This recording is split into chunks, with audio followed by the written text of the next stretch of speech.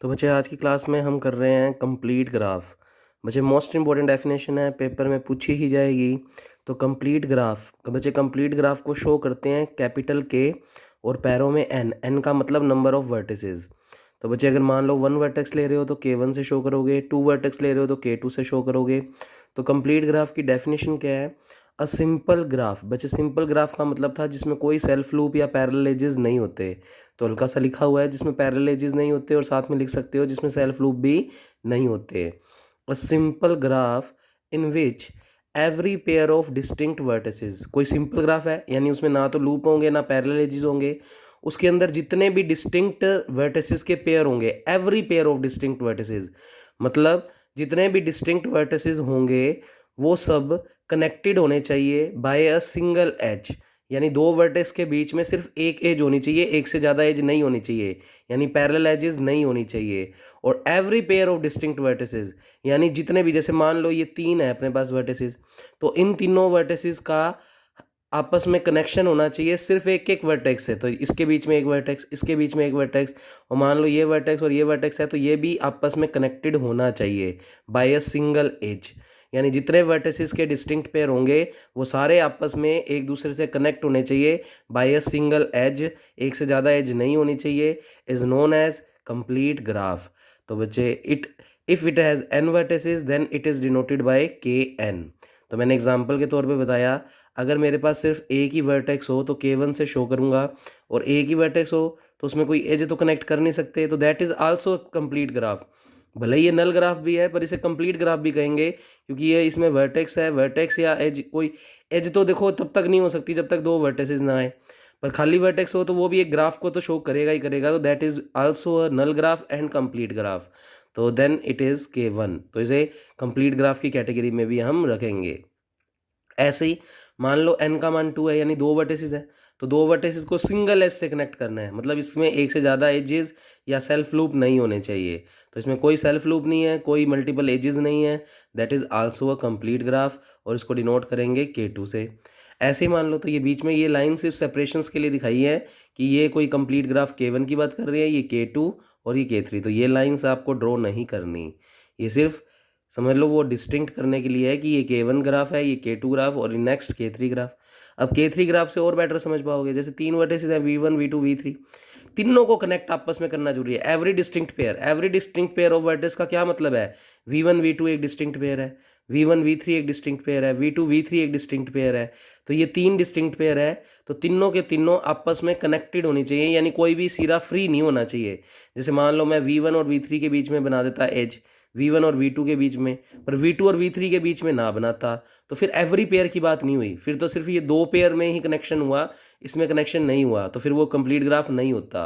तो इस तरीके से सारे जितने भी डिस्टिंक्ट पेयर होंगे वो सारे आपस में कनेक्टेड होने चाहिए बाय अ सिंगल एज, तो उसे हम कहेंगे बच्चे कंप्लीट ग्राफ। और बिल्कुल ये सिंपल ग्राफ भी है क्योंकि इसमें कोई सेल्फ लूप नहीं है और ना ही इसके अंदर कोई पैरेलल एजेस है।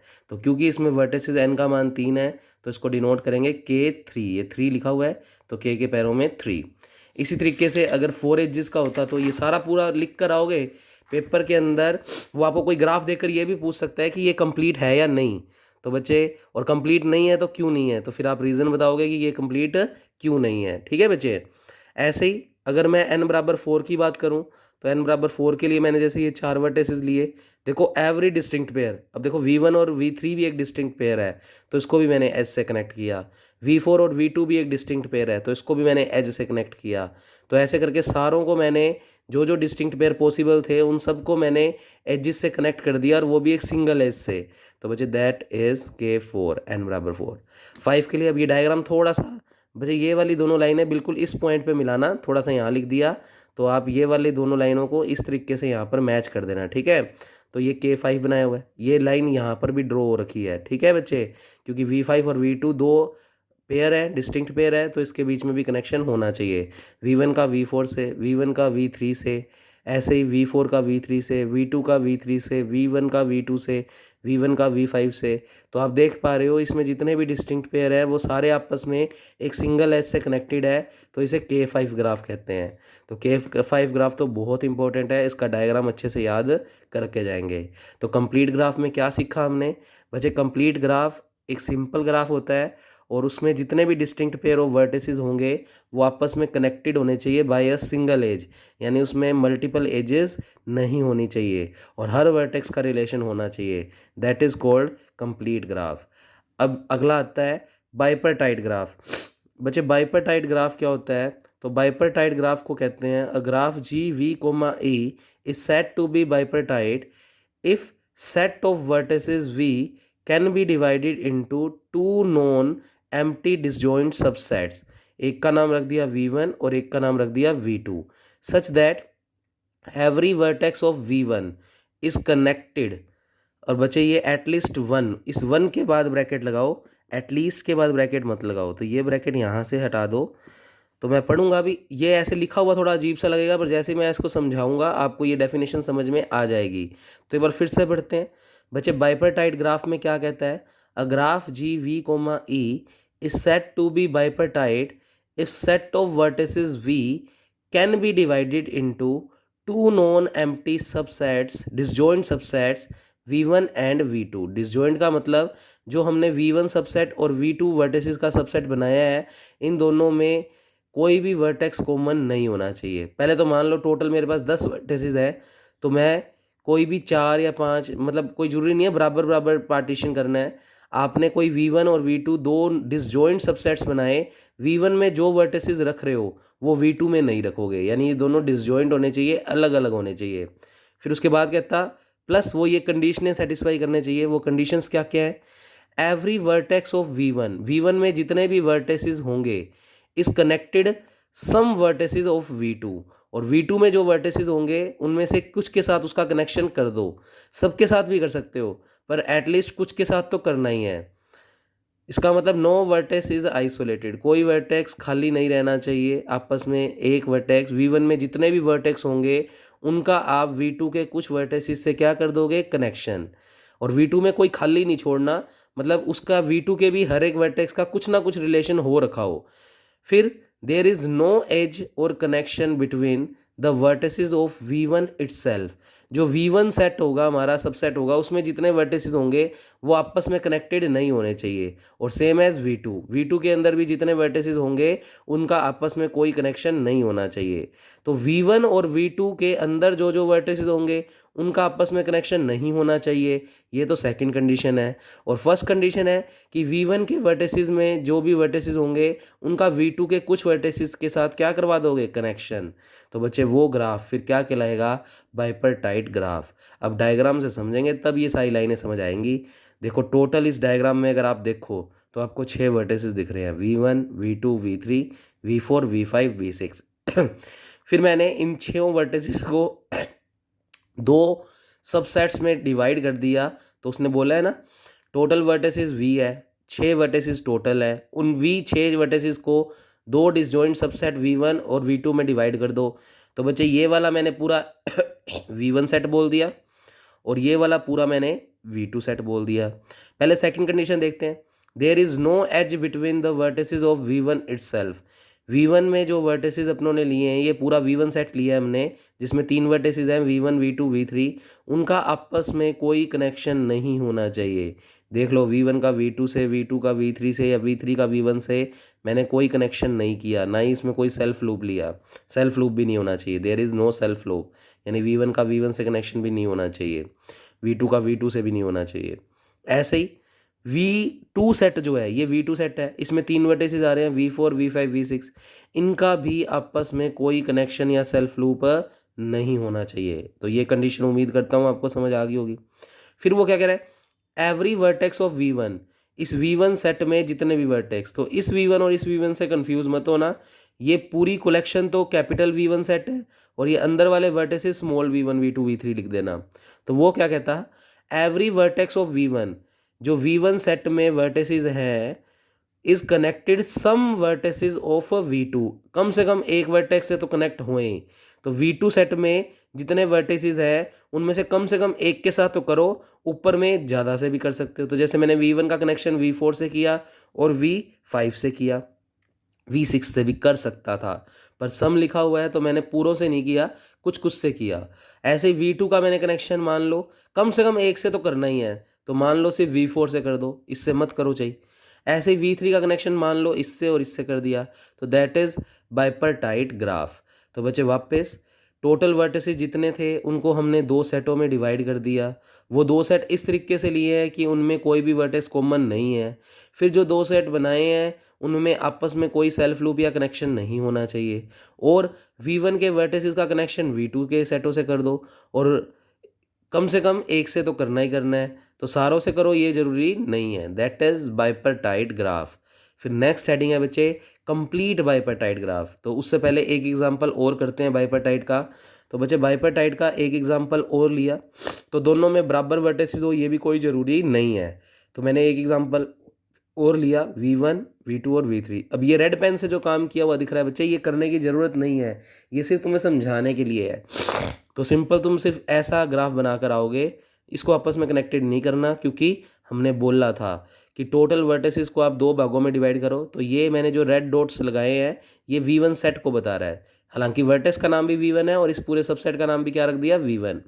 और ये वाली कलेक्शन को नाम दे दिया V2। इनमें आपस में कनेक्शन नहीं करना, और V1 के वर्टिसेस का कुछ ना कुछ कनेक्शन V2 से करो। अब देखो तुम अगर V1 का सिर्फ V2 से कनेक्शन करवाते तो फिर ये फ्री रह जाता, और हमने एक लाइन और लिखी हुई है कि कोई भी आइसोलेटेड नहीं रहना चाहिए। तो बच्चे हमें आइसोलेटेड किसी को भी नहीं रखना, यानी किसी को भी फ्री नहीं करना। तो इसमें तो आपको V1 का V2 से भी बनाना पड़ेगा और V3 से भी बनाना पड़ेगा। तो that is also bipartite graph. Next heading, तो इसको मैंने शब्दों में लिखा हुआ है जो ईजी शब्द हैं, तो इंग्लिश में तो आपको वही लिखना है, पर फिर भी मैंने हल्का सा लिखा। इसमें हम दो सेट में डिवाइड करेंगे, एक V1 और एक V2। V1 set V2 set के वर्टिसेस से कनेक्टेड हो और आपस में सेटों में कोई कनेक्शन ना हो, तो दैट इज बाइपरटाइट ग्राफ। बच्चे नेक्स्ट है कंप्लीट बाइपरटाइट ग्राफ। अब बच्चे कंप्लीट बाइपरटाइट ग्राफ किसको कहते हैं? सबसे पहले तो इसको डिनोट किससे करते हैं बच्चे? कंप्लीट बाइपरटाइट ग्राफ को डिनोट करते हैं। देखो कंप्लीट ग्राफ को K से लिखा था हमने, और पैरों में सिर्फ एक वर्टिसेस, पर बाइपरटाइट में कितने सेट्स हो जाते हैं? दो। तो कुल मिलाकर इसको रिप्रेजेंट किससे करेंगे? K M कोमा N, जहाँ पर M और N वर्टिसेस हैं। पूरी लाइन लिखना चाहो, where M and N are vertices of V1 and V2 set. V1 set में जितने वर्टिसेस होंगे वो M को रिप्रेजेंट, और V2 सेट में जितने वर्टिसेस होंगे वो N को रिप्रेजेंट। अब किसी ग्राफ को अगर कंप्लीट बाइपरटाइट ग्राफ बनना है तो पहले तो वो बाइपरटाइट ग्राफ होना चाहिए। अब बाइपरटाइट ग्राफ में तो हमने कहा था, देखो इससे ज़्यादा बेटर समझा पाऊंगा बच्चे। बाइपरटाइट में तो हमने कहा था कि V1 सेट के वर्टिसेस का V2 सेट के वर्टिसेस के साथ कुछ ना कुछ कनेक्शन कर दो। सबके साथ कनेक्शन करना जरूरी नहीं है। जैसे मैंने V1 का सिर्फ V4 और किससे किया? V5। अब बच्चे V1 का V4 से भी करना ज़रूरी है, V5 से भी करना ज़रूरी है, और V6 से भी करना ज़रूरी है। यानी V1 सेट के जो वर्टिसेस ले रहे हो उनका V2 के हर एक वर्टिसेस से कनेक्शन होना चाहिए। तो V1 का V4, V5 और V6 से करोगे। ऐसे ही V2 का V4, V5 और V6 से करोगे, और V3 का V4, V5 और V6 से कर दो। तब जाकर ये क्या बन जाएगा? Complete bipartite graph. यानी उस कंप्लीट बाइपरटाइट ग्राफ में बाइपरटाइट की तो सारी कंडीशन होंगी ही कि V1 वर्टिसेस में आपस में कोई कनेक्शन नहीं होना चाहिए, V2 सेट के वर्टिसेस में आपस में कनेक्शन नहीं होना चाहिए। अब बाइपरटाइट में तो सिर्फ ये था कि V1 सेट के जो वर्टिसेस है उनका कुछ ना कुछ कनेक्शन V2 के वर्टिसेस के साथ होना चाहिए, और कोई आइसोलेटेड यानी खाली नहीं रहना चाहिए। पर कंप्लीट बाइपरटाइट ग्राफ में जितने भी वर्टिसेस V1 में होंगे वो V2 के हर एक वर्टिस के साथ कनेक्शन करेंगे। यानी V1 का कंपल्शन है कि इससे, इससे और इससे तीनों से कनेक्शन करना जरूरी है। तो वो ग्राफ फिर क्या बन जाएगा? Complete bipartite graph. तो अब तुम्हें ये ग्राफ समझ आ जाएगा। जैसे मैंने V1 सेट में तीन वर्टिसेस लिए A, B और C, ऐसे ही बच्चे मैंने इसमें भी तीन वर्टिसेस लिए, तो बच्चे इसके नाम रख दिए कैपिटल A, कैपिटल B और कैपिटल C। वर्टिसेस की रिप्रेजेंटेशन किसी भी नाम से कर सकते हो। अब V1 सेट में तीन वर्टिसेस है, तो यानी M का मान 3 है। यहाँ पर लिखा है ना M comma N, K M comma N। तो बच्चे ऐसे ही V2 जो सेट है उसमें भी तीन वर्टिसेस हैं, तो N का मान 3 हो गया। तो इस ग्राफ को बेसिकली शो किससे करूँगा मैं? K3,3। और इसको कंप्लीट बाइपरटाइट ग्राफ तब कहेंगे जब वो कंप्लीट बाइपरटाइट की सारी कंडीशन को क्या करेगा? सेटिस्फाई। तो पहले डेफिनेशन पढ़ते हैं। A complete bipartite graph K M, N is graph ये कंप्लीट बाइपेटाइट ग्राफ एक वो ग्राफ होता है that has two set of vertices, एक का नाम v1 और एक का नाम v2 of m comma n। तो v1 में कुछ m वर्टिसेस है, v2 में कुछ n वर्टिसेस है, दोनों में बराबर हो ये ज़रूरी नहीं है। फिर respectively such that every vertex of v1 के अंदर जितने वर्टेसेस होंगे is connected with every vertex of v2। तो v1 के अंदर जितने वर्टेसेस होंगे वो v2 के हर वर्टेसेस से कनेक्टेड होंगे। तो स्मॉल ए कैपिटल ए से भी कनेक्शन है, b से भी है और c से भी है। ऐसे स्मॉल b का कैपिटल ए से भी है, कैपिटल b से भी है और कैपिटल c से भी है। c का कैपिटल ए से भी है, कैपिटल b से भी है और कैपिटल c से भी है। तो बच्चे इस तरीके से बनने वाला ग्राफ क्या कहलाएगा? कंप्लीट बाइपेटाइट ग्राफ, जहाँ पर v1 वर्टिसेस में 3 वर्टिसेस हैं, small a, small b, small c, और v2 सेट में 3 वर्टिसेस हैं, कैपिटल ए, कैपिटल बी और कैपिटल सी। तो that is called complete bipartite graph. फिर नीचे वो ये लिखता है कि भाई कंप्लीट बाइपेटाइट ग्राफ का रिप्रेजेंटेशन कैसे करते हैं। In this diagram it is shown that complete bipartite is K 3,3, यानी m का मान भी 3 है, n का मान भी 3 है, because vertices in v1 set is 3 and vertices in v2 set is 3, so it is denoted bye के 3,3। तो कंप्लीट बाइपेटाइट में ज़रूरी है कि v1 सेट में जितने वर्टिसेस हैं वो v2 सेट के हर एक वर्टिसेस से कनेक्टेड होने चाहिए, जबकि सिर्फ बाइपेटाइट में आप कुछ का कनेक्शन कर सकते हो, कुछ को फ्री भी छोड़ सकते हो। तो बच्चे ये डिफरेंस है कंप्लीट बाइपेटाइट ग्राफ और बाइपेटाइट ग्राफ में, मोस्ट इंपॉर्टेंट है। उसके बाद बच्चे नेक्स्ट देखें। नेक्स्ट में लिखा हुआ है एक थ्योरम है, इंपॉर्टेंट है, पेपर में पूछी जा सकती है। वो कहता show that in a bipartite graph G, एक बाइपेटाइट ग्राफ है जी जिसमें कितने वर्टिसेस हैं? n। अब टोटल तो बाइपेटाइट ग्राफ में n वर्टिसेस हैं। फिर वो कहता then the total number of edges, तो उस ग्राफ में, इस बाइपेटाइट ग्राफ में जो एजेस होंगी वो are not exceed then n²/4। तो पहले तो मैं ना पिछले वाला एग्जांपल आपको इसके थ्रू समझाता हूँ, फिर बच्चे इस थ्योरम को करेंगे। थ्योरम देखो थोड़ी बहुत तो याद करनी पड़ती है, पर फिर भी काफ़ी लेवल तक आपको ये समझ आ जाएगी। वो पहले तो स्टेटमेंट पढ़ते हैं, क्या कह रहा है। कहता ग्राफ जो लेना है वो बाइपेटाइट लेना है, कंप्लीट नहीं बोल रहा, सिर्फ बाइपेटाइट बोल रहा है। तो कहता है एक बाइपेटाइट ग्राफ लो जिसमें टोटल कितने वर्टिसेस होंगे? n। तो उस पूरे बाइपेटाइट ग्राफ में जो टोटल नंबर ऑफ एजेस होंगी वो ज़्यादा से ज़्यादा n²/4 हो सकती है, उससे ज़्यादा नहीं हो सकती। यानी एजेस की गिनती करें, अगर हम एजेस को काउंट करें तो वो कभी भी n² से ज़्यादा नहीं हो सकती। ज़्यादा से ज़्यादा इतनी हो सकती है, इससे ज़्यादा नहीं होंगी। अब चेक करते हैं, क्रॉस चेक करते हैं कि क्या ये फॉर्मूला सही बोल भी रहा है या नहीं। n वर्टिसेस एक बाइपेटाइट ग्राफ में, तो बच्चे अगर आपको पिछले वाला एग्जांपल दिखाऊं तो इसमें टोटल वर्टिसेस कितने हैं? 6। तो n का मान हो गया 6। अब n का मान 6 हो गया, तो अगर इसके फॉर्मूले में रखें तो n का मान अगर 6 रखते हैं तो 6 का स्क्वायर 36, 36/4, 36/4 कितना होता है बच्चे? 9। इसका मतलब बाइपेटाइट ग्राफ जिसमें 6 वर्टिसेस हैं उसमें ज़्यादा से ज़्यादा 9 एजेस हो सकती हैं, 9 से ज़्यादा नहीं हो सकती। अपने काउंट करते हैं बच्चे, इसमें एजेस काउंट करते हैं। 1 2 3 4 5 6, इसमें टोटल कितनी बन रही है? 6। और 6 बक्की बात है 9 से कम ही होती हैं। तो वो भी यही कह रहा है कि ज़्यादा से ज़्यादा 9 बन सकती हैं, उससे कम भी बन सकती हैं। तो देख लो इसमें 9 से ज़्यादा नहीं बन रही, 6 ही बन रही हैं। अब ये कंप्लीट बाइपेटाइट ग्राफ ले लो, क्योंकि ये भी बाइपेटाइट ग्राफ की कैटेगरी में तो है ही। इसको बाइपेटाइट तो कहेंगे ही कहेंगे, साथ में इसको कंप्लीट बाइपेटाइट कहेंगे। तो ये भी एक बाइपेटाइट ग्राफ है। अब ये पूरी फुल कंडीशन के साथ है तो इसमें ज़्यादा बेटर समझ आएगा। इसमें भी n का मान, टोटल वर्टिसेस 6 है। अब टोटल वर्टिसेस तो 6 हैं। अब हमने देखा कि फॉर्मूला कहता है कि अगर किसी में n वर्टिसेस है तो उसमें ज़्यादा से ज़्यादा n²/4 एजेस हो सकती हैं। तो बच्चे काउंट कर लेते हैं, 1 2 3 4 5 6 7 8 9, कितनी एजेस आई हैं? 9। और फॉर्मूले के अकॉर्डिंग भी अपनी 9 ही बन रही थी। तो इसका और आप चेक कर लो, इसमें कोई भी 10वीं एज नहीं बना सकते हम, 10वीं एज इसमें क्रिएट ही नहीं कर सकते। अब आप कह दो इनको कनेक्शन कर दो, नहीं। बाइपेटाइट में कंडीशन है कि जो v1 सेट है उसके वर्टिसेस आपस में कनेक्टेड नहीं होने चाहिए, कोई सेल्फ लूप नहीं होना चाहिए। तो इसका मतलब जो उसने थ्योरम बोली है वो बिल्कुल सही है। इसमें चेक कर लो बच्चे, टोटल वर्टिसेस कितने हैं 3, n का मान 3 तो n स्क्वायर बाई 4, 3 का स्क्वायर कितना हो गया 9, 9/4, 9/4 का मतलब 2 पॉइंट कुछ, तो ज़्यादा से ज़्यादा 2 पॉइंट कुछ एजेस हो सकती हैं। और तुम देख पा रहे हो इसमें 2 से ज़्यादा एज बना भी नहीं सकते। तुम सोचो इसको मिला दें तो फिर वो बाइपेटाइट नहीं रहेगा, क्योंकि बाइपेटाइट के लिए V2 सेट के वर्टिसेस का आपस में कनेक्शन नहीं होना चाहिए, तो इसमें ज़्यादा से ज़्यादा 2 ही बन सकती है। तो इसका मतलब n स्क्वायर बाई 4 से ज़्यादा एजेस किसी भी बाइपेटाइट ग्राफ में नहीं हो सकती। अब हमें डायग्राम से तो समझ आ गया, हमें एग्जाम्पल से तो समझ आ गया, पर इसको थियोटिकल वे में लिखने के लिए कुछ काम करना पड़ेगा। तो हमने सबसे पहले लिखा, हम जी कैसा ग्राफ लेकर चले हैं, बाइपेटाइट विद कितने वर्टिसेस। अब देखो बाइपेटाइट ग्राफ है तो उसमें 2 कैटेगरी होंगी, एक तो V1 और एक V2, और ये दोनों के दोनों सेट कैसे होंगे, disjoint of vertices. And m total क्या ले लिया हमने, एजेस। अब हमें प्रूव करना है कि m का मान ज़्यादा से ज़्यादा n स्क्वायर बाई 4 के बराबर हो सकता है, उससे ज़्यादा नहीं हो सकता।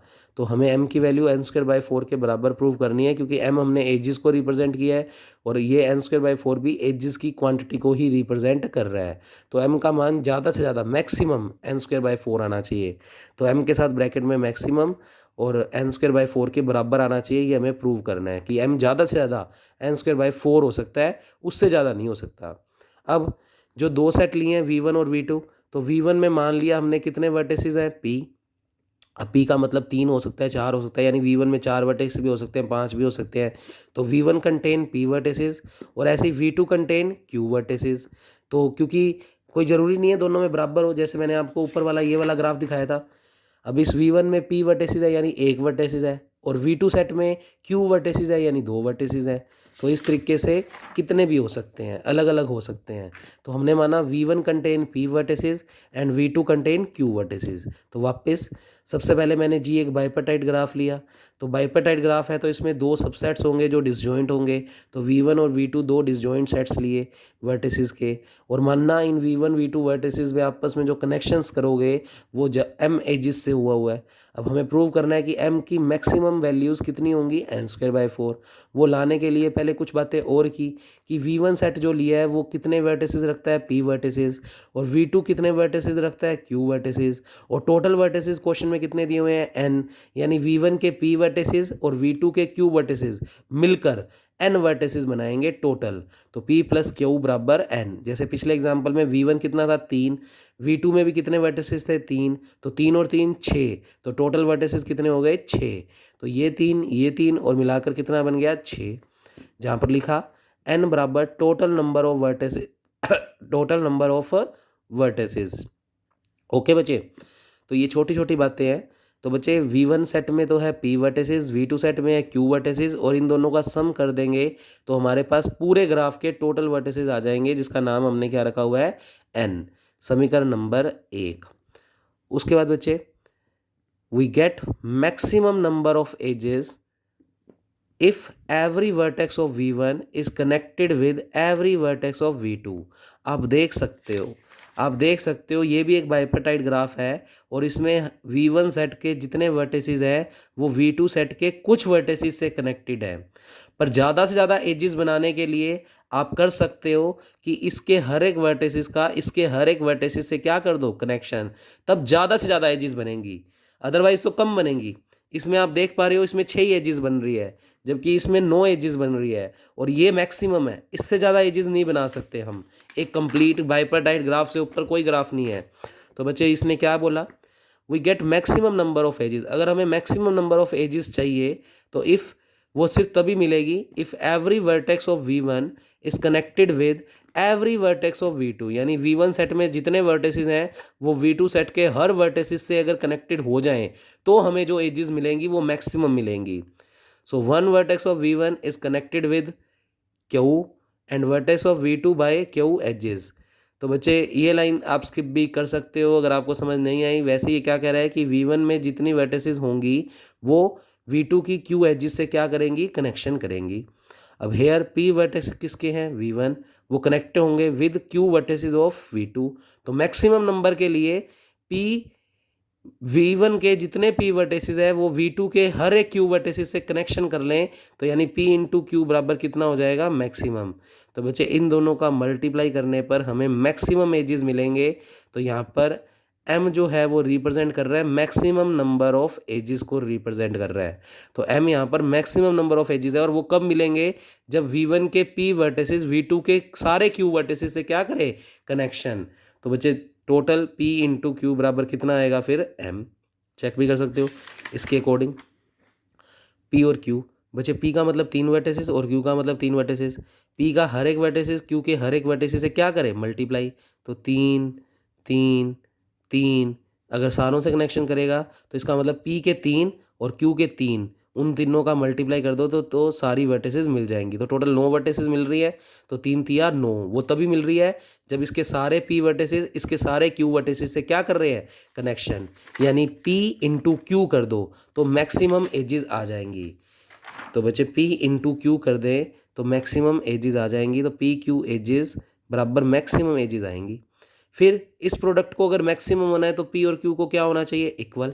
आप देख सकते हो अगर P और Q इक्वल नहीं है, जैसे 1 और ये 2, तो 1 इंटू 2 तो सिर्फ 2 आएगा। पर अगर ये दोनों बराबर हो जाते हैं तो 3 इंटू 3 कितना आ रहा है, 9। तो उस केस में मैक्सिमम आ रहा है। तो बच्चे P और Q को क्या रख दो, इक्वल। जैसे ही तो product of two numbers are maximum when they are equal, अगर वो दोनों क्या हो जाएं, इक्वल, तो मैक्सिमम नंबर ऑफ एजेस बनाई जा सकती हैं। Otherwise maximum number of edges नहीं बनेंगी। तो बच्चे P और Q अगर बराबर कर दें तो बच्चे यहाँ पर Q की जगह P रख दो, सॉरी यहाँ पर Q की जगह P रख दो। तो P प्लस P बराबर N। तो देखो P प्लस, अगर Q की जगह P रख दूँ तो P प्लस P बराबर N, तो 2P बराबर N। तो रीज़न में यहाँ पर लिख दो, हमने यहाँ पर Q को क्या रख दिया, P। अगर हम Q को P रख देंगे तो यहाँ पर Q को P रखेंगे तो P प्लस P 2P बराबर N। तो P का मान कितना आ गया, N/2। ये P का मान N/2 बच्चे, और क्योंकि P और Q बराबर है तो P अगर N/2 आया है तो Q भी कितना आएगा, N/2। तो P और Q की वैल्यू आ गई N/2। बच्चे ये P और Q की वैल्यू N/2 रख दो। तो N/2 इंटू N/2 तो N²/4। तो M क्या था, मैक्सिमम नंबर ऑफ एजेस को रिप्रेजेंट कर रहा था। तो किसी भी बाइपर्टाइट ग्राफ में मैक्सिमम नंबर ऑफ एजेस ज़्यादा से ज़्यादा N²/4 हो सकती है, उससे ज़्यादा नहीं हो सकती, क्योंकि ये M किसको बता रहा है, मैक्सिमम एजेस को। तो इसका मतलब किसी भी बाइपर्टाइट ग्राफ में ज़्यादा से ज़्यादा N²/4 एजेस बन सकती है, उससे कम भले ही बन सकती है, उससे ज़्यादा कभी भी नहीं बनेगी। तो मोस्ट इंपॉर्टेंट है बच्चे, उम्मीद करता हूँ कि आपको कुछ लेवल तक बात समझ में आई होगी। फिर भी ना आई हो तो शाम को 6:30 के बाद आप फ़ोन कर सकते हैं बच्चे, और अपनी क्वेरीज पूरी कर सकते हैं। नेक्स्ट ग्राफ है बच्चे कॉम्प्लीमेंट्री ग्राफ। अब कॉम्प्लीमेंट्री ग्राफ किसको कहते हैं, पहले तो इसको डिनोट किससे करते हैं बच्चे, it is denoted by, G के ऊपर बार लगा दो और ब्रैकेट में वर्टिसेस कोमा एजेस, यानी V comma E। Complementary graph को G bar V comma E से रिप्रेजेंट करते हैं। अब होता क्या है बच्चे, G V कोमा E कोई ग्राफ है जिसके अंदर कितने वर्टिसेस है, N वर्टिसेस। जो complementary graph G bar V comma E है उसमें भी वो सारे वर्टिसेस आएंगे। यानी अगर इस G V कोमा E में 5 वर्टिसेस हैं तो G bar V comma E में भी 5 वर्टिसेस होंगे। पर उसमें जो एजेस होंगी वो होंगी जो G V कोमा E में नहीं होंगी। वापस जैसे हम किसी सेट का कॉम्प्लीमेंट सेट निकालते हैं तो कॉम्प्लीमेंट सेट का मतलब क्या होता है, उस सेट को छोड़कर। ऐसे ही कॉम्प्लीमेंट्री ग्राफ कैसे बनाएंगे बच्चे, जी वी कोमा ई में अगर वी वर्टिसेस है तो जी बार वी कोमा ई में भी वी ही वर्टिसेस होंगे। यानी वर्टिसेस तो उतने ही होंगे, पर जी वी कोमा ई में जो एजेस होंगी वो हम जी बार वी कोमा ई में नहीं बनाएंगे। तो जी बार वी कोमा ई में कौन सी एजेस आएंगी, जो इसके पास नहीं होंगी। तो जो एजेस जी वी कोमा ई के पास नहीं होंगी वो किसके पास होंगी, जी बार वी कोमा ई। इसलिए उसको बोलते हैं कॉम्प्लीमेंट्री ग्राफ। तो पढ़ते हैं, it is denoted by G bar V comma E. Let G V comma E be a graph with N vertices. तो जी वी कोमा ई तो कोई ग्राफ है जिसमें एन वर्टिसेस हैं एंड ई एजेस हैं। The complementary G bar V comma E of a graph, ये भी एक ग्राफ होगा, is the graph that contain all vertices of G, जो जी के सारे वर्टिसेस रखेगा, एंड ऑल दोज एजेस, ये ध्यान से देखना, ऑल दोज एजेस, और वो सारी एजेस रखेगा विच आर नॉट इन जी, जो जी में नहीं होंगी, बट एग्जिस्ट इन के एन। जहाँ पर के एन कैसा ग्राफ है बच्चे, कंप्लीट ग्राफ। तो बच्चे इस लाइन से कंफ्यूज मत होना, बट एग्जिस्ट इन के एन का मतलब वो कंप्लीट ग्राफ में तो है ही। मेन मैथ जो मैंने आपको डायरेक्ट समझाई थी वो अगर आपको समझ में आई है तो बेटर है, बच्चे कंप्लीट ग्राफ किसे कहते हैं? जिसमें कोई लूप या सेल्फ लूप या पैरेलल एजेस ना हो। मतलब हम जो ग्राफ लेकर चलेंगे उसमें कोई सेल्फ लूप या पैरेलल एजेस नहीं होंगी, बस ग्राफ वो होना चाहिए। फिर उसका कॉम्प्लीमेंट्री निकाल सकते हैं, और कॉम्प्लीमेंट्री में कौन सी आएंगी? वर्टिसेस तो सारी, पर एजेस वो वाली जो इस ग्राफ में नहीं है। तो मैं एग्जाम्पल के थ्रू समझाता हूँ, बेटर समझ पाओगे। बच्चे ये जी वी कोमा ई, ये तो ग्राफ हो गया, कुछ भी बना लिया। तो ये आपको कनेक्शन सारे दिख रहे होंगे, V1 V5 V2, इसका भी कनेक्शन किया हुआ है, V1 का V4 से भी कनेक्शन किया हुआ है। टोटल पहले वर्टिसेस देखो कितने हैं, V1 V2 V3 V4 V5। तो मैंने पहले पांचों वर्टिसेस तो लेने ही हैं, चाहिए मैं कॉम्प्लीमेंट्री ग्राफ बना रहा हूँ। तो जी बार V कोमा ई, जिसमें पांचों वर्टिसेस जिस क्रम में है वैसे लिखे। ये V1 है, ये V2 है, ये V3 है, ये V4 है, और ये V5 है। तो पहले तो पांचों वर्टिसेस तो लेने ही लेने हैं, क्योंकि जितने वर्टिसेस इस ग्राफ में होंगे उतने ही वर्टिसेस कॉम्प्लीमेंट्री ग्राफ में होंगे। अब हमने बोला है कि कॉम्प्लीमेंट्री ग्राफ में एजेस वो वाली होंगी जो इसके पास नहीं है। तो आप इस ग्राफ में देखो कि किन किन वर्टेक्सेस का कनेक्शन नहीं है। तो बच्चे इस पूरे ग्राफ में अगर ढंग से देखें हम, तो V1 का V3 से कनेक्शन नहीं है, तो हम इस वाले में V1 का V3 से कनेक्शन करेंगे। ऐसे ही V2 का V4 से कनेक्शन नहीं है, तो हम V2 का V4 से कनेक्शन करेंगे। ऐसे ही V5 का V3 से कनेक्शन नहीं है, तो हम V5 का V3 से कनेक्शन करेंगे। तो बच्चे उसके अलावा बाकी सारे आपस में कनेक्टेड हैं, V1 V5 से भी कनेक्टेड है, V1 V2 से भी कनेक्टेड है। तो हम यहाँ पर ये V1 का V5 से, V1 का V2 से कनेक्शन नहीं कर सकते। V5 का V4 से, V2 का इससे, V5 का V4 से, V2 का V3 से नहीं कर सकते। V4 का V3 से नहीं कर सकते, तो हमने नहीं किया। V1 का V4 से कनेक्शन है, इसलिए V1 को V4 से कनेक्ट नहीं कर सकते। तो सिर्फ तीन ही कनेक्शन बचे थे, V2 का V4 से, V5 का V3 से, और V1 का V3 से। तो हमने वो तीन कनेक्शन कर दिए। तो ये वो एजेस है जो इस ग्राफ में नहीं है, तो इसलिए इसको क्या बोलेंगे? Complementary graph. तो बच्चे this is called complementary graph. तो बच्चे लिखा भी है थोड़ा सा, इसमें वर्टेक्स जी के सारे, इसमें वर्टिसेस तो जी के सारे, बट वो एजेस लेंगे जो जी में नहीं है। तो ऐसे ग्राफ को क्या कहते हैं? Complementary graph. नेक्स्ट डेफिनेशन देखते हैं बच्चे। अब नेक्स्ट सिंपल सी है, इतनी इंपॉर्टेंट नहीं है, पर करके सब कुछ जाना है बच्चे, क्योंकि डिस्क्रीट का पेपर सिंपल सा ही होता है और एक एक चीज़ दूसरे से कनेक्टेड होती है, इसलिए आप पढ़कर सब कुछ जाएंगे। ईजी है, डेली की डेली अगर वीडियो सुनेंगे और फिर थोड़ा सा याद करेंगे, लर्न करेंगे, तो ये चीज़ें अच्छे से समझ में आ जाएंगी। तो नेक्स्ट है बच्चे सब ग्राफ। बच्चे सब ग्राफ किसको कहते हैं? जैसे जी वी कोमा ई, मेरे पास कोई ग्राफ है, फिर हमने S नाम का, जिसमें V1, तो इस V से कुछ V1 वर्टिसेस ले ली और E से कुछ कम E1 एजेस ले ली, is known as sub graph of GV। तो बच्चे SV1 कोमा E1 को हम कहेंगे सब ग्राफ किसका? ग्राफ G का। इफ़ V1, ये V1 जो वर्टिसेस की कलेक्शन है वो सबसेट है किसका? V का। यानी इसमें अगर 10 वर्टिसेस है तो इसमें कुछ कम ले लिए, सारे भी ले सकते हो, क्योंकि तुमने पढ़ा होगा सेट के अंदर एक सेट खुद का सबसेट भी होता है, तो पूरा भी ले सकते हो, अदरवाइज कुछ कम ले लो। तो V1 कंटेन कर रहा है V में, यानी V में अगर 10 वर्टिसेस है तो उसमें से कुछ 5-6 ले लिए, तो V1 is subset of V। ऐसे ही E में मान लो 10 एजेस हैं, तो हमने E1 में कोई 5 एजेस ले ली, तो E1 सबसेट है किसका? E का। तो फिर हम SV1 कोमा E1 को क्या बोलेंगे? सब ग्राफ। S मतलब सब ग्राफ, जिसमें कुछ वर्टिसेस और कुछ एजेस इसी से ही ली हुई हैं, तो इसका एक छोटा सेट है। जैसे मैंने एक एग्जाम्पल बनाया, तो फॉर एग्जांपल जैसे मैंने V1 में यहाँ पर तीनों का कनेक्शन कर रखा है, V2 का तीनों से दिख रहा है, ये कंप्लीट बाइपेटाइट ग्राफ है, हम पढ़ चुके हैं। कोई ज़रूरी नहीं है बाइपेटाइट ग्राफ लेने हैं, कोई भी ग्राफ ले लो और उसमें से कुछ वर्टिसेस और कुछ एजेस ले लो, तो वो हमारा सब ग्राफ हो जाएगा। तो ये GV कोमा ये ग्राफ है। अब इसमें से देखो मैंने ऊपर से सिर्फ 2 ही वर्टिसेस लिए, नीचे 3 वर्टिसेस है, तीनों के तीनों ले लिए, कुल मिलाकर इसमें 6 वर्टिसेस थे, इसमें 5 वर्टिसेस हैं। फिर कनेक्शंस बच्चे, जैसे ये तीनों से कनेक्टेड है, मैंने भी इसको तीनों से कनेक्टेड कर दिया।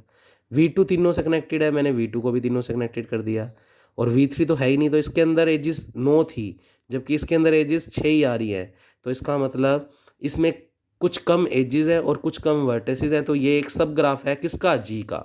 तो S1 S लिख दो, S1 लिख दो, एक ही बात है। V1 कोमा E1, तो ये S1 एक सब ग्राफ है किसका? G का। ऐसे ही इसी का एक और सब ग्राफ बनाया। अब की और वर्टिसेस सारे ले लिए, तो वर्टिसेस सारे भी ले सकते हो, एजेस कुछ कम ले ली, बचे V1 का तीनों से कनेक्शन है, मैंने तीनों से कर दिया। V2 का सिर्फ इससे कनेक्शन किया, मतलब ये वाला कनेक्शन और ये वाला कनेक्शन नहीं लिया मैंने, क्योंकि मैं सब ग्राफ बना रहा हूँ। और V3 में भी मैंने सिर्फ ये दो कनेक्शन लिए, ये वाला कनेक्शन नहीं लिया। तो ये भी एक क्या है, सब ग्राफ, जिसमें वर्टिसेस तो कितने ही हैं, उतने ही जितने उस ग्राफ में है, पर एजेस कुछ कम है, तो that is also a sub graph. तो बच्चे इस तरीके से आप किसी भी ग्राफ का सब ग्राफ कुछ भी बना सकते हो, इसके बहुत सारे सब ग्राफ बन सकते हैं। तो एग्जाम्पल के तौर पे मैंने आपको एक दो बनाकर दिखाए। नेक्स्ट है सुपर ग्राफ। बच्चे सुपर ग्राफ का मतलब बड़ा ग्राफ। तो माना जी वी कोमा ई कोई ग्राफ है और S V one E one उसका एक सब ग्राफ है। अब S V one E one तो इसका छोटा ग्राफ है, तो इसका बड़ा ग्राफ कौन है, जी वी कोमा ई। तो जी वी कोमा ई ही क्या कहलाएगा, super graph. Then G is a super graph of S V one comma E one. तो इस सब ग्राफ का जो बड़ा ग्राफ जी है वो उसका क्या कहलाएगा, सुपर ग्राफ। तो आप एग्जाम्पल के तौर पे यही लिख सकते हो, पहले ये सब ग्राफ बना देना और इसका ये ऊपर वाला क्या बना देना, सुपर ग्राफ। तो जी वी कोमा ई को फिर हम क्या कह देंगे, सुपर ग्राफ। फिर नेक्स्ट है डिसजॉइंट सब ग्राफ। किन्हीं दो सब ग्राफ को डिसजॉइंट कब कहेंगे, जब उनमें या तो वर्टिसेस का इंटरसेक्शन खाली हो या एजेस का इंटरसेक्शन खाली हो, यानी इनमें से कोई एक कंडीशन क्या होनी चाहिए, सेटिस्फाई। तो पहले मैं पढ़ाता हूँ फिर आपको बताता हूँ। बच्चे डिसजॉइंट सब ग्राफ का मीनिंग क्या है, जी कोई ग्राफ है, S V one E one और S two V two E two दो सब ग्राफ लिए, इस प्रकार कि अगर इनकी वी वन वर्टिसेस और वी टू वर्टिसेस को जोड़ दें, यूनियन कर दें, तो पूरी जी ग्राफ की वर्टिसेस मिलेगी। क्योंकि जी का नाम पूरा लिख लो, यहाँ पर जी जो ग्राफ है वो वी वर्टिसेस और ई एजिस के साथ है। और उसके मैंने दो सब ग्राफ बनाए, एक बनाया S one V one E one, एक बनाया S two V two E two, जो कि सब ग्राफ हैं किसके, जी के।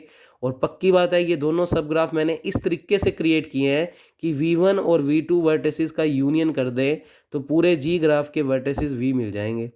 तो ये इस तरीके से हमने सब ग्राफ बनाए हैं। फिर वो क्या कहता, देन sub graph if known as disjoint vertices. अब ये लाइन से कंफ्यूज होते पहले ये लिखो, इफ V1 इंटरसेक्शन V2 बराबर कितना हो, 5, यानी इस V1 और इस V2 वर्टिसेस का अगर इंटरसेक्शन ले तो इसमें कुछ भी कॉमन अगर ना हो, तो ऐसा सब ग्राफ क्या नोन होएगा, किस नाम से जाना जाएगा, कि उसके डिसजॉइंट क्या है, वर्टिसेस। ये वर्टिसेस को रिप्रेजेंट कर रहा है और वर्टिसेस में कुछ भी कॉमन नहीं आ रहा, इसका मतलब ये दोनों ग्राफ कैसे वर्टिसेस रखते हैं, डिसजॉइंट वर्टिसेस। ऐसे ही अगर E1 इंटरसेक्शन E2 बराबर 5 आ जाए तो दो वो ग्राफ फिर क्या माने जाएंगे कि उनमें एजेस डिसजॉइंट है, कि एजेस में कुछ भी कॉमन नहीं आ रहा। तो कुल मिलाकर डिसजॉइंट सब ग्राफ्स बनाने के लिए इन दोनों में से कोई एक कंडीशन का सेटिस्फाई होना जरूरी है। दोनों हो जाए तो भी कोई दिक्कत नहीं है, पर कम से कम इन दोनों में से कोई एक कंडीशन सेटिस्फाई होनी चाहिए, तब जाकर ही जो ग्राफ बनेंगे वो कैसे ग्राफ बनेंगे, डिसजॉइंट सब ग्राफ। तो इसको मैं एक एग्जाम्पल के तौर पर समझाता हूँ। तो यही लाइन लिखी है, इनमें में कम से कम एक कंडीशन जरूर सेटिस्फाई होनी चाहिए, यानी या तो दो एजेस का इंटरसेक्शन 5 हो, यानी दो एजेस के बीच में कुछ भी कॉमन ना आए, या दो वर्टिसेस के बीच में कुछ भी कॉमन ना आए। तो सबसे पहले बच्चे ये हमें कोई एक ग्राफ दिया हुआ है, वर्टिसेस काउंट करो, इसमें 4 वर्टिसेस है, एजेस काउंट करो 1 2 3 4 5 6। तो कुछ भी मैंने ग्राफ बना लिया जिसमें 4 वर्टिसेस और 6 एजेस है। अब अपने अगर डिस एज डिसजॉइंट का बना रहे हैं, तो एज डिसजॉइंट का बना रहे हैं तो हम दो सब ग्राफ ऐसे बनाएंगे जिनमें जो एजेस बनाएंगे वो इस तरीके से बनाएंगे कि वो आपस में कुछ भी कॉमन ना हो। तो बच्चे ध्यान से देखना, मैंने देखो दो सब ग्राफ बनाए जिसमें वर्टिसेस चारों ले लिए, तो मैंने V1 V2 V3 V4 चारों वर्टिसेस ले लिए। ऐसे इसमें भी V1 V2 V3 V4 चारों वर्टिसेस ले लिए। तो बच्चे ध्यान से अगर हम देखें तो बच्चे हमने एक ग्राफ लिया है, अब मैं बना रहा हूँ तो इन दोनों में से कोई एक कंडीशन सेटिस्फाई एटलीस्ट होनी चाहिए, तभी हम उनको डिसजॉइंट सब ग्राफ कह पाएंगे। तो बच्चे कैसे बनाया मैंने चारों वर्टिसेस ले लिए, तो V1 V2 V3 V4 देखो आपके सामने ले रखा है। इधर भी दूसरा एक सब ग्राफ बनाया जिसमें भी V1 V2 V3 V4 चारों वर्टिसेस ले लिए। तो इसका मतलब मैंने ये जो दो सब ग्राफ बनाए हैं उनमें वर्टिसेस सारे आ रहे हैं। अब वर्टिसेस सारे आ रहे हैं, अब एजेस में देखो, मैंने ये वाली एज ले ली बच्चे, ये दिख रही होगी आपको, ये वाली एज बना ली, तो ये एज भी ले ली और ये एज बना ली।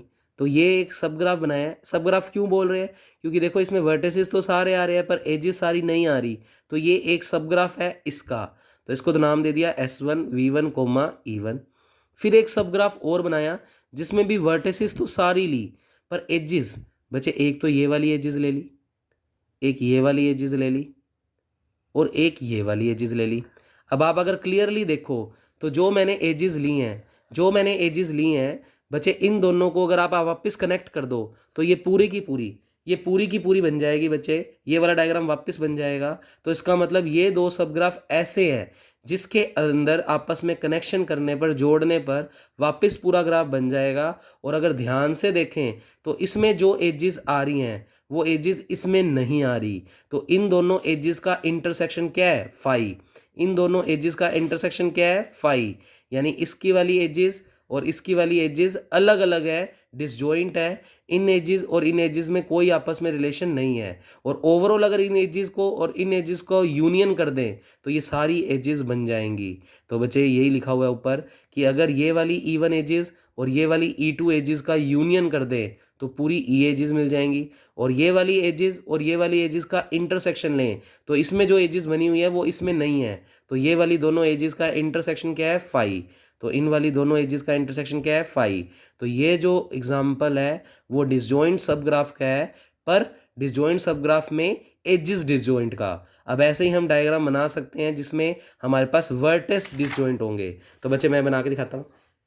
तो बच्चे मैंने जैसे एक एग्जांपल लिया जिसके अंदर ये वाला एक डायग्राम है बच्चे, इसमें मैंने अब V1 से V4 वाली वर्टिसेस अलग बना दी और V2 और V3 अलग बना दी। तो देखो आप, ये भी एक सब ग्राफ है इस पूरे का, और इसमें आप देख सकते हो कि वर्टिसेस चारों नहीं है।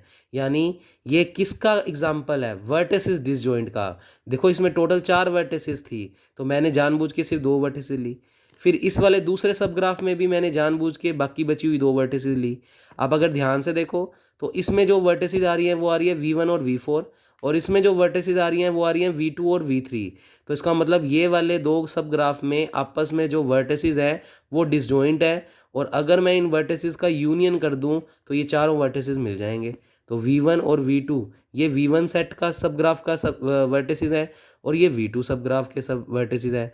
इन दोनों वर्टिसेस का यूनियन कर दें तो पूरे V सेट के, पूरे G ग्राफ के वर्टिसेस मिल जाएंगे। और आपस में इसमें V1 V4 वर्टिसेस आ रहा है, इसमें V2 V3, तो ये वर्टिसेस आपस में कॉमन नहीं है। तो ये जो सब ग्राफ्स का है ये भी आपस में डिसजॉइंट सब ग्राफ है, पर ये किन का एग्जाम्पल है? ये है डिसजॉइंट वर्टिसेस के सब ग्राफ का एग्जाम्पल। तो बच्चे इस तरीके से आप ये काम कर सकते हो। आज की लास्ट डेफिनेशन पढ़ रहे हैं बच्चे, स्पैनिंग सब ग्राफ। अब स्पैनिंग सब ग्राफ किसे कहते हैं? बच्चे स्पैनिंग सब ग्राफ नाम से ही पता लग रहा है, एक सब ग्राफ है तो वर्टिसेस और एजेस कुछ कम कम होंगे। पर अगर उसको स्पैनिंग सब ग्राफ बोलना है तो उस सब ग्राफ में वर्टिसेस तो उतने ही होंगे जितने जी में है, पर एजेस कुछ कम होंगी। तो ऐसा ग्राफ क्या कहलाएगा? Spanning sub graph. तो पहले लिखा हुआ पढ़ते हैं कि क्या कह रहा है। A sub graph G V comma E is set to be spanning sub graph if it contain all the vertices of graph G V comma E. यानी अगर कोई सब ग्राफ ऐसा बनाए जिसमें graph G V comma E के सारे vertices हों, यानी इसमें 10 वर्टिसेस हैं तो जो सब ग्राफ बनाएंगे उसमें भी 10 के 10 वर्टिसेस होंगे विदाउट सर्किट। विदाउट सर्किट का मतलब कोई क्लोज शेप नहीं बननी चाहिए, is known as spanning sub graph. यानी इसमें वर्टिसेस तो सारे होंगे पर एजेस कुछ कम होगी। तो मेन चीज़ स्पैनिंग सब ग्राफ में वर्टिसेस सारे होने चाहिए। तो उसने एजेस को हाईलाइट नहीं किया, यानी एजेस कुछ कम बना सकते हो पर वर्टिसेस उतने ही बनाने हैं। तो a graph G V comma E is set to be spanning sub graph if it contain all the vertices of graph G V comma E without circuit. हमें इस तरीके से कोई एक ग्राफ बनाना है जिसमें एजेस वर्टिसेस तो सारे ही लेंगे पर वो सर्किट ना बनाते हो। सर्किट का मतलब कोई क्लोज शेप ना बनाते हो, is known as spanning sub graph. तो ये जो शब्दों में लिखा हुआ है वो लिखा हुआ है जिसमें वर्टिसेस जी के सारे हों परंतु एजेस कुछ डिफरेंट होंगी। तो देखो इसको रिप्रेजेंट किससे किया? एस वी ही लिया, यानी जी में जितने वर्टिसेस हैं उतने ही इसमें, पर इसमें ई एजेस हैं, मैंने यहाँ पर E1 एजेस लिए। और वो सब ग्राफ ऐसा बनाना है कि सर्किट ना बने। सर्किट ना बनने का मतलब बारी बारी बोल रहा हूँ कि क्लोज शेप नहीं होनी चाहिए। अब जैसे मैंने एक एग्जांपल बनाया बच्चे, मैंने V1 V2 V3 V4 4 vertices लिए, कुछ भी ऐसा ग्राफ बना दिया।